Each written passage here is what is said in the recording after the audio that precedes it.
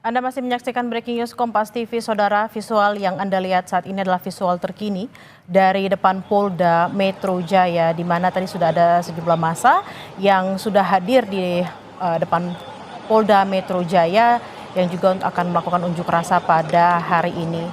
Dan memang diinformasikan oleh baik itu BEM UI dan juga BEM SI mengatakan akan ada aksi unjuk rasa yang dilakukan pada hari ini 29 Agustus 2025, Saudara.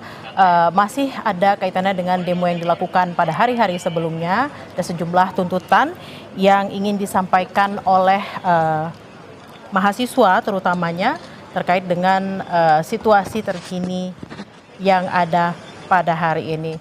Dan ini adalah visual terkini yang Anda saksikan di Biro Paminal Divpropam Polri, Saudara, di mana ada 7 anggota BRIMOB yang diduga menjadi terduga pelaku dalam kejadian yang menghilangkan nyawa salah satu pengemudi ojek online atas nama Afan Kurniawan semalam, Saudara.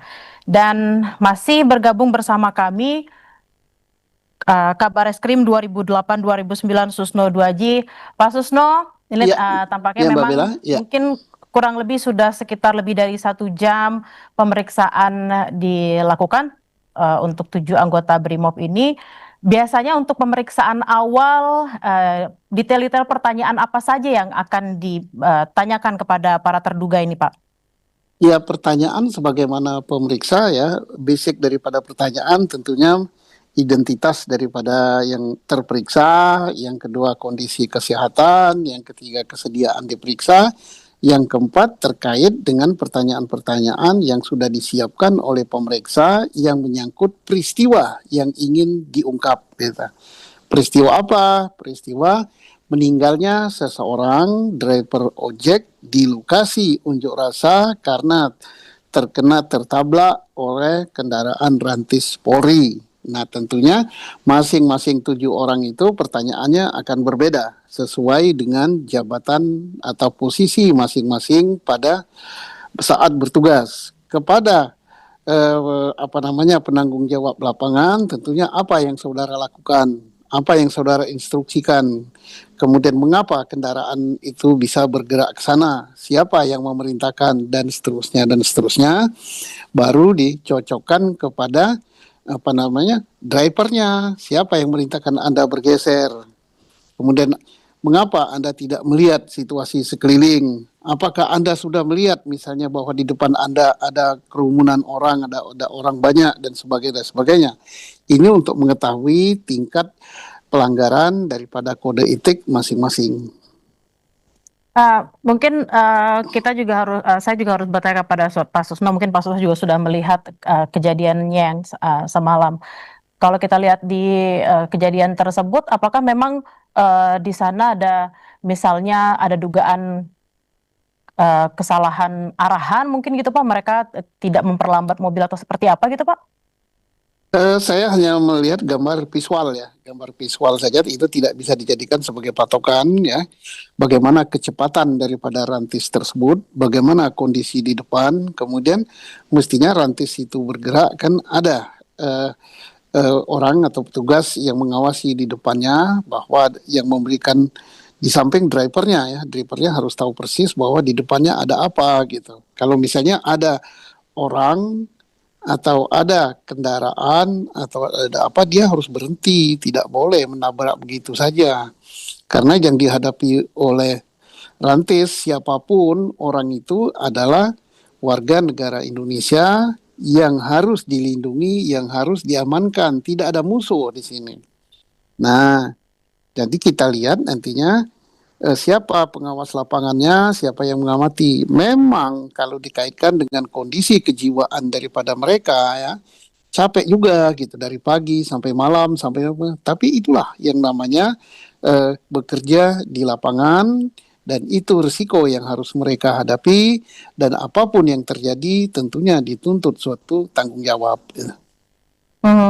Tadi Bapak mengatakan memang mungkin mereka bertugas dari pagi hingga malam, mungkin jelang dini hari. Apakah memang juga kondisi psikologis dari tujuh terduga pelaku ini memang mempengaruhi apa yang terjadi kejadian yang akhirnya merenggut nyawa Afan Kurniawan ini, Pak?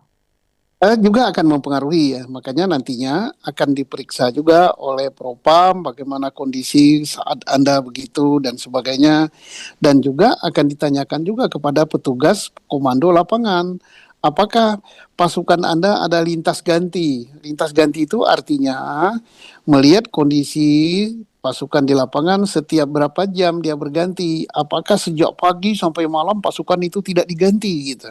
Nah, itu akan menjadi pertanyaan. Nah, kalau begitu, misalnya, oh tidak diganti dari pagi sampai malam dan seterusnya, maka itu nantinya akan menjadi beban tanggung jawab daripada pimpinan lapangan, termasuk pimpinan di atas pimpinan lapangan, gitu. Karena Berarti kemampuan kondisi manusia itu ada batasnya. Berarti kondisi psikologis dan juga fisik kelelahan ketika melakukan pengamanan unjuk rasa ini juga menjadi salah satu poin yang akan dibahas dalam pemeriksaan para anggota Iya, BRIMOB ini, Bapak. iya. Dan menjadi itu, misalnya soal pergantian pasukan di lapangan dan sebagainya, itu bukan tanggung jawab daripada anak buah di lapangan, karena dia kan hanya diperintah. Itu tanggung jawab komandan atasan, siapa yang bertugas dan siapa yang memperkirakan. Karena apa? Pengamanan unjuk rasa untuk Jakarta itu bukan baru sekali ini, mereka sudah pengalaman semua. Tinggal nanti komandan yang mengatur pergantian dan sebagainya itu sudah pengalaman di Jakarta apa belum? Atau dia dari luar Jakarta baru masuk gitu. Nah, sehingga dia nggak tahu sampai jam berapa ngamankan.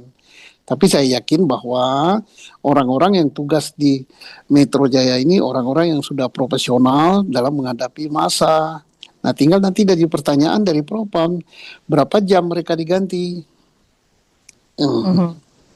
Lalu kalau kita melihat lagi nih Pak yang sedang ada di layar kaca di mana di Biro Paminal juga ada pemeriksaan 7 anggota BRIMOB, apakah memang ini menjadi hal baru ketika pemeriksaan 7 anggota BRIMOB terduga pelaku ini disiarkan secara live gitu dari proses pemeriksaan atau memang ini sudah biasa terjadi, Pak?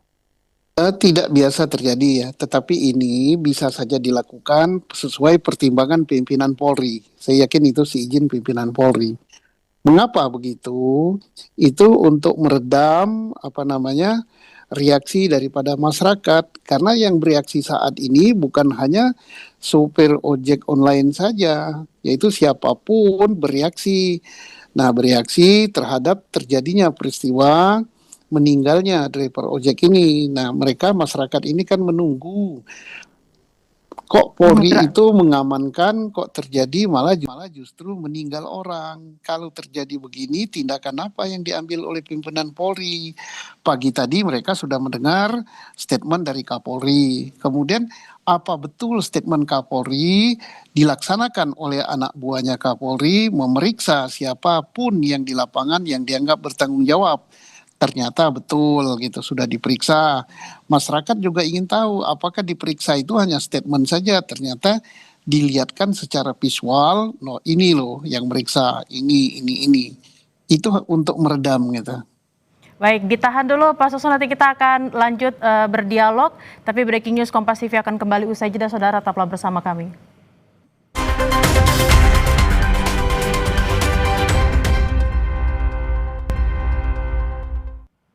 Anda masih menyaksikan Breaking News Kompas TV, saudara, dan masih bersama kami juga Kabar Reskrim 2008-2009 Susno Duaji.